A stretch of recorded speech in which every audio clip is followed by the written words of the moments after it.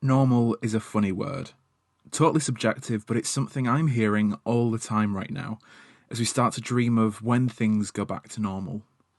For me, normal is heading into cinemas, shopping without one-way systems, and laughing with friends in a beer garden in summer.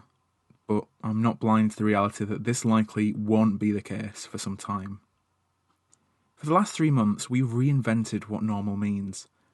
Be it wearing professional clothing on top and pyjama bottoms for that meeting on Zoom, losing for the sixth consecutive time in the pub quiz on Zoom, or just trying to figure out how on earth to work Zoom.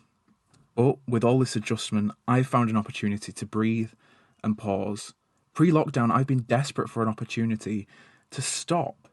And the devastating impact of this disease has provided some silver linings against the disruption, grief, and heartache across the globe. It's made me think, should I be feeling guilty that I feel relief of not having to travel on overcrowded public transport at rush hour? Am I heartless that I'm grateful that I can control my work-life balance a little better while so many people have lost their jobs and income? Throughout the lockdown, I've realised my anxiety has been remarkably low, spiking only the day of the Prime Minister's updates for fear that we can go back to normal. Obviously, I speak from a perspective of privilege. I still have a steady part-time income, though as a freelance artist, a lot of my contracts have dried up for the foreseeable future. I live with my family, my cat, and I managed to get Animal Crossing the day before the lockdown was introduced. Though, through hushed whispers of my innermost thoughts about feeling surprisingly okay with the situation, more specifically my mental health, I've realised I am one of many. Throughout the world, my friends have talked to me about how this enforced stop is something they've been desperate for so long. It's allowed us to get through that Netflix show, to realise what we've taken for granted in the old normal, to appreciate our friends who check in or throw a virtual birthday party. Yet it comes back to the reality for so many who are grieving the loss of a loved one, gone before their time, struggling to make ends meet while on furlough or a total loss of income.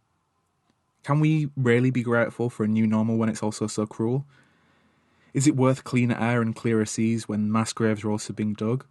Has these silver linings shown us what matters to us most, and what adjustments we can make to improve our mental health as we emerge into a less restrictive summer?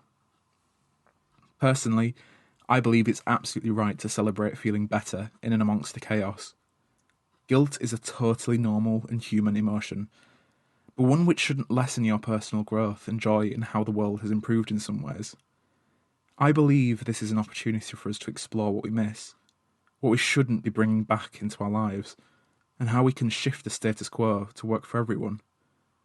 It's up to us how we shape the new normal, and for me it will be unashamedly better for my mental health.